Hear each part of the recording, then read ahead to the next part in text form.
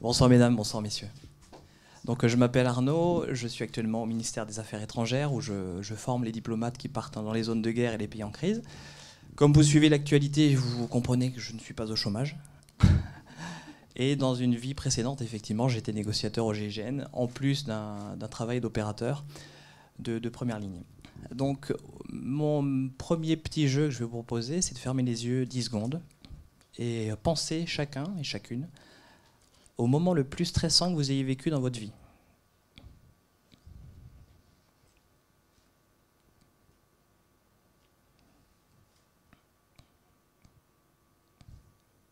Merci. Impressionnant le silence. Hein. Alors, je peux me livrer à un pari. Je parie que parmi vous, il n'y a pas 2 personnes qui ont envisagé la même situation. Oui, non. Pourquoi ? Parce que le problème du stress, c'est que c'est quelque chose qui est éminemment personnel. Vous l'avez tous vécu dans votre vie. On est complètement inégaux face au stress. On est inégaux face aux situations de stress. Et la même personne peut être parfaitement résistante et résiliente face à une situation de crise et extrêmement vulnérable à une situation du quotidien. Donc là encore, on est sur une inégalité totale. Alors moi, je vais vous livrer une petite anecdote pour vous effectivement brosser une situation un petit peu paroxystique.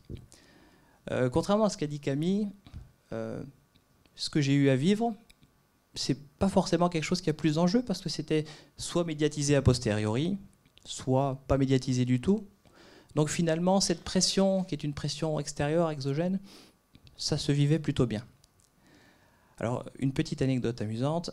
Je vais vous raconter une prise d'otage où j'ai été négociateur principal. Vous me ferez grâce de ne pas vous dire l'endroit ni les noms des protagonistes parce que c'est encore judiciarisé. Donc nous partîmes pour une prise d'otage carcérale où un gardien était retenu en otage au milieu d'une allée. Donc quand vous arrivez sur une situation comme celle-là, c'est une situation plutôt maîtrisée, plutôt maîtrisable, rien que des choses classiques.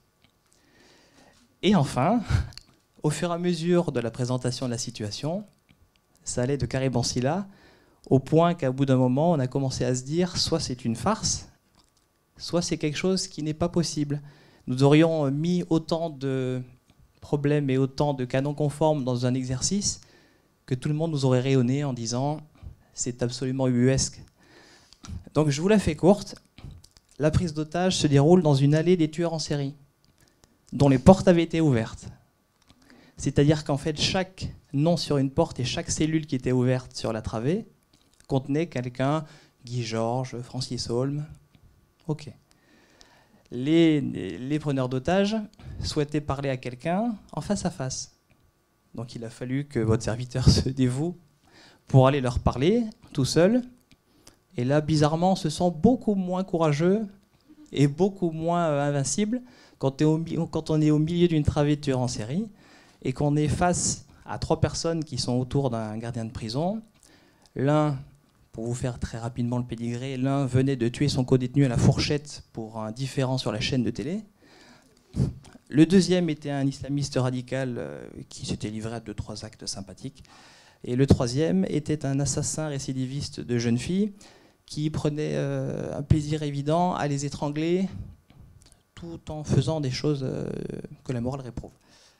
Donc, me voici en train de parler, comme ici ce soir, à 1,50 m de nos 3 protagonistes qui tenaient tous une petite lame sur le cou de notre gardien de prison. Le tout au milieu de notre allée des tueurs en série, en sachant que l'un avait réussi à rentrer de l'explosif. Je vous passe les détails. À un moment, la situation était tellement défavorable qu'avec mon binôme, on est parti d'un fou rire en disant si on y arrive, c'est un miracle. Et là encore, on n'avait pas de pression, parce que qu'est-ce qui allait se passer ? Au pire, j'allais mourir, le gardien allait mourir, mais mes camarades auraient fait ce qu'il fallait derrière. Donc là encore, chacun a ses petites routines, chacun a ses routines qui sont propres. Moi, la mienne, je ne vous dis pas que c'est facilement transposable, la mienne, sur ce genre de situation, c'était de faire le deuil de ma vie en disant j'ai mis mes affaires au calme dans la voiture, j'ai envoyé les SMS à mon épouse, je suis au clair avec moi-même, au boulot. Je suis d'accord, c'est pas nécessairement transposable au quotidien. Mais c'était ma façon de faire. Ok ? Ensuite, toujours pareil, il y a plein de choses que j'ai découvertes de manière empirique dans ma carrière précédente. Et dans mon travail d'aujourd'hui, mon travail du quotidien, j'ai eu la chance de faire des formations, j'ai eu la chance de rencontrer plein de gens. J'ai entendu tout à l'heure Monsieur Aufond parler de système sympathique par sympathique, donc ça a été l'objet d'une des formations que j'ai faites récemment. Et d'une certaine manière, je suis un petit peu frustré parce que j'ai eu à développer mes propres routines et mes propres gimmicks pour faire face à des situations compliquées, alors qu'aujourd'hui, j'aurais des outils conceptualisés, en tout cas bien étayés, qui me permettraient d'apporter des solutions. Alors, à ma modeste mesure, j'essaie de le faire à mes stagiaires diplomates. J'essaye aussi de le faire de temps en temps en retournant au GI et en parlant un petit peu aux jeunes. Globalement, pour ceux qui s'intéressent à la physiologie, le stress, comme l'a dit Camille à juste titre, c'est à la base un stimulus de défense face à un événement extérieur. Et c'est effectivement un mécanisme de survie. Une espèce qui ne ressent aucun stress, lorsqu'elle est mise face à une situation dangereuse, généralement son espérance de vie en tant qu'espèce s'arrête. Vous prenez le dodo à l'île Maurice, lorsqu'il a été mis en contact avec les êtres humains, il n'était pas stressé. Il n'y a plus de dodo. Donc le stress, c'est ce qui nous a permis, à nous tous, en tant qu'espèce, de perdurer et d'être ici aujourd'hui, moi face à vous, vous face à moi, ce qui est un vrai plaisir. Et globalement, le stress, c'est aussi actuellement un mécanisme qui est un peu dévoyé. Pourquoi ? Parce que nous avons un phénomène de survie qui s'exerce aujourd'hui dans des situations qui ne sont plus du tout des situations de survie.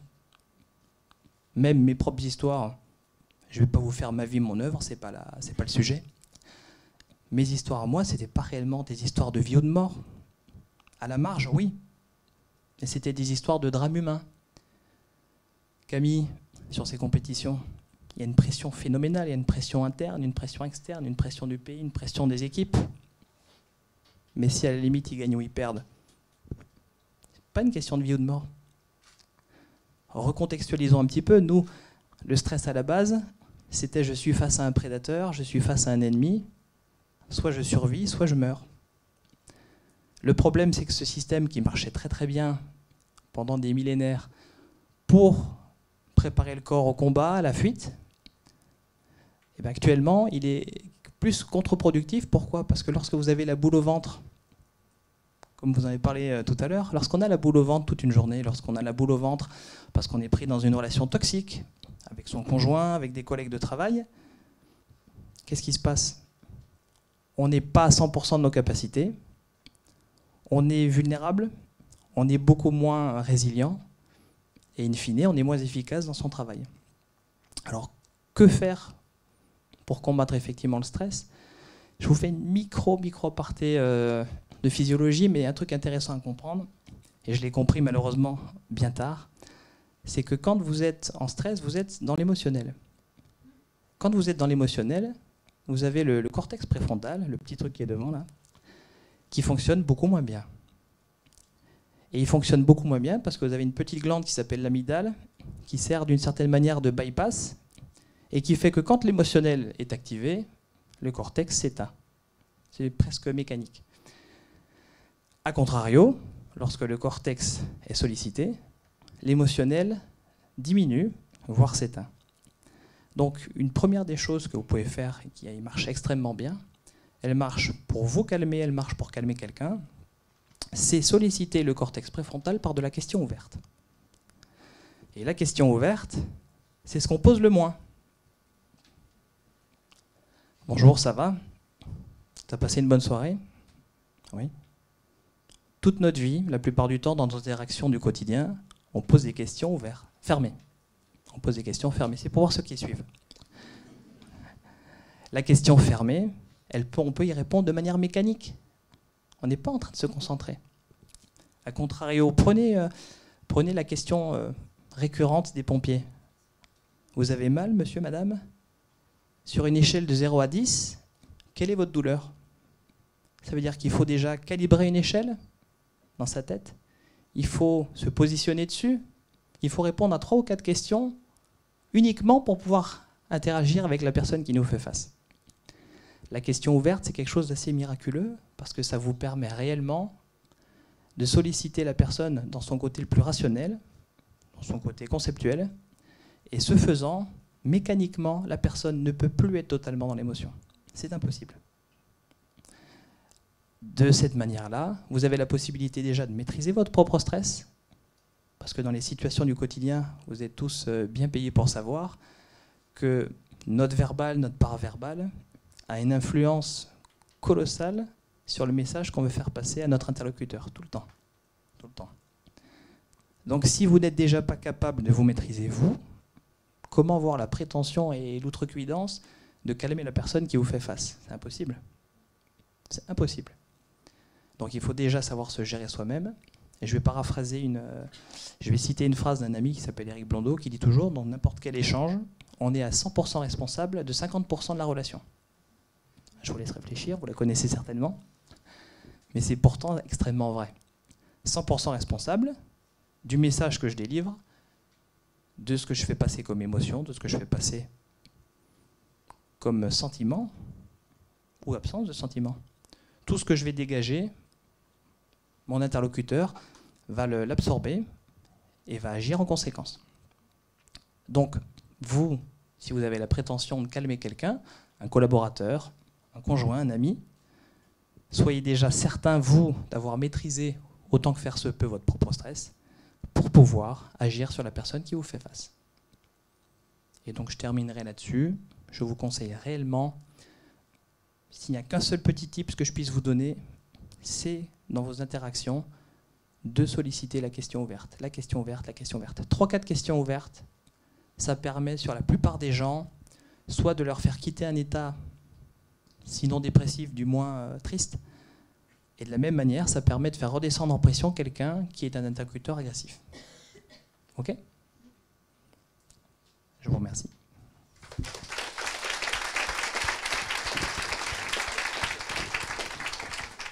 Merci beaucoup Arnaud, on est heureux que tu sois en vie parmi nous, ouais, toutes ces histoires. Est-ce qu'il y a des questions parmi vous? Bonjour, ouais, merci Bonjour. pour ton discours. Plus concrètement, sur les questions ouvertes, tu dirais dans la situation de la prise d'otage, tu te posais quelles questions à toi-même? Et dans la situation de Camille, dans les compétitions, quelles questions il pourrait se poser et comment y répondre? Alors justement, tu dis quelque chose de très juste. Eh bien, vous vous rappelez le petit exercice que je vous ai fait au départ d'imaginer une situation stressante? Cette situation de prise d'otage, pour moi, elle n'était pas du tout, elle n'est même pas dans mon top 50 des situations les plus stressantes de ma vie, parce que les situations les plus stressantes que j'ai eu à vivre sont des situations privées, dans ma vie personnelle, qui ont été beaucoup plus impactantes que tout ce que j'ai pu vivre en mission, même avec des drames humains, même avec des gens décédés. C'était le boulot. C'était le boulot, ce qui fait qu'il n'y a aucun mérite à avoir. J'agissais en partitionnant mon esprit, en disant voilà, en dépassionnant le débat, en dédramatisant les enjeux, en disant voilà, je pars non pas perdant, mais je pars en me disant il n'y a rien, comme si on était sur une table de poker qui soit vide. Il n'y a pas d'enjeu, il n'y a pas de pot. J'arrive. Si nous restons sur la situation actuelle, le gardien de prison qui est ici présent pour reprendre notre exemple, va mourir. C'est un fait. Si je n'agis pas bien, potentiellement, ça peut m'arriver à moi aussi. Donc à moi de bien faire mon travail. Quant aux discussions qu'on a eues avec eux, il faut imaginer qu'au vu de leur profil, ça a été des discussions aimables, comme on les a maintenant, mais sur des sujets un petit peu trash, qu'on va éviter d'évoquer maintenant. Et j'ai répondu à ta question.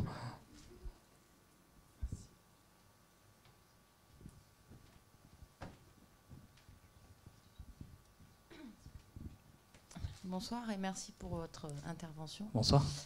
Moi, j'avais en fait une double question. C'est comment êtes-vous arrivé comme négociateur au GIGN et c'est quoi votre parcours et pourquoi avoir choisi ce métier-là?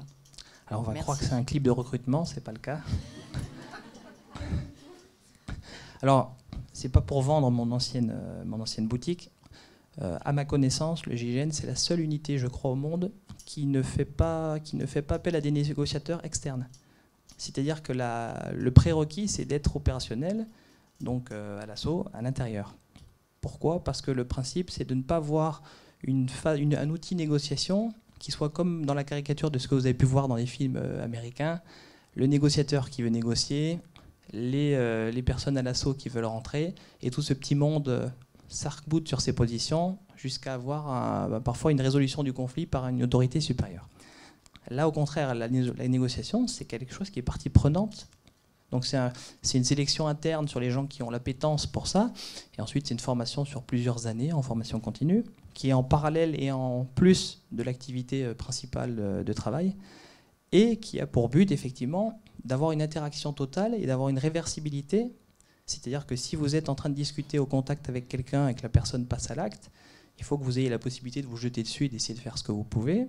Si vous êtes sur une prise d'otage familiale, vous pourrez être au contact et essayer de sauver un enfant, mais il faut être capable, le cas échéant, d'appliquer un tir si c'est nécessaire.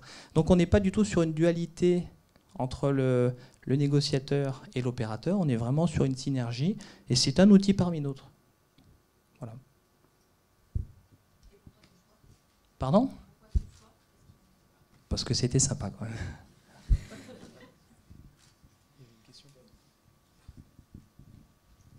Bonjour, merci pour votre discours. Je me posais une question. Est-ce que, je me dis que vous deviez avoir des prédispositions pour la gestion du stress pour pouvoir faire ce métier.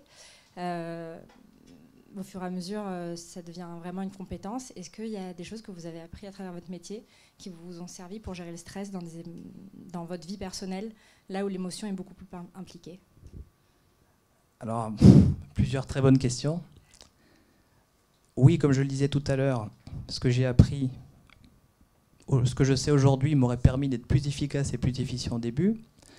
Disons que dans les unités spécialisées quelles qu'elles sont, le prérequis pour y entrer, c'est d'être soumis à un certain nombre de stress différents pour qu'à un moment ou à un autre, on ne puisse pas passer au crible, ou en tout cas on ne puisse pas échapper à une vraie phobie. C'est-à-dire qu'il y a du vertige, il y a de l'obscurité, il y a du gaz, il y a des chiens, il y a le fait d'être complètement étouffé dans une buse, il y a le fait d'être un peu torturé et d'être soumis à des choses pas fun. Donc à un moment ou à un autre, on se retrouve tous face à une de nos phobies ou face à un de nos doutes profonds. Les gens qui n'ont pas peur sont quelque part mes idoles parce que ça leur permet de survoler toute une phase de sélection. J'en ai pas connu beaucoup. Mais vous avez des gens, effectivement, qui sont moins sensibles à toutes ces différentes phases de sélection. Sauf que le problème, c'est que le seul but de ces épreuves, c'est que les personnes trouvent en interne, de manière endogène, la capacité à rebondir et à savoir se dépasser, ce qui est une projection pour le jour J. Si, à contrario, les gens, vous les accompagnez trop et que vous leur facilitez trop le travail en amont, ils n'auront pas la capacité de trouver la ressource. Voilà, je veux dire, comme ça a pu nous arriver, je veux dire, par exemple, vous avez tous vu il y a quelques années, quand on était devant l'imprimerie à Dammartin, il n'y avait pas beaucoup de gens qui fanfaronnaient. Pas vraiment, parce que globalement, tout le monde avait peur. Mais il y avait, pour prendre une image un petit peu des élections, il y avait la majorité plus une voix qui savait qu'elle allait faire le boulot. C'est-à-dire que 51% du cerveau savait qu'il allait faire ce qu'il avait à faire. Quand bien même 49% seraient tétanisés. Donc à un moment, si vous décidez de partitionner une partie de votre cerveau et de dire « je vais faire ce qu'il y a à faire, je ne sais pas comment je vais le faire, j'en ai pas la moindre idée, mais je sais que je vais le faire ». À partir de ce moment-là, d'une certaine manière, comme l'a dit Camille tout à l'heure, le cerveau est bien fichu, il va trouver des ressources, il va trouver des routines, il va permettre de vous mettre en mouvement. Si la volonté a décidé quelque chose, c'est effectivement une image d'Épinal, mais là où il y a la volonté, il y a un chemin, c'est vrai. Bonsoir, merci. Moi j'ai une question, au-delà d'apprendre à gérer son propre stress, comment on fait pour apprendre à ses proches à gérer leur propre stress par rapport à ce que vous vivez en fait au quotidien, ce que vous avez vécu au quotidien? Alors il y a une expression qui résume assez bien, c'est les cordonniers sont toujours les plus mal chaussés. Je vous renverrai un vieux film américain avec Kevin Spacey qui s'appelle Négociateur, pour ceux qui l'ont vu, où il gère une situation absolument calamiteuse. il rentre chez lui et il se fait mettre à l'amende par sa fille qui s'enferme dans sa chambre et qui lui dit d'aller se faire voir. Donc on est effectivement, je pense, très très proche de la vraie vie.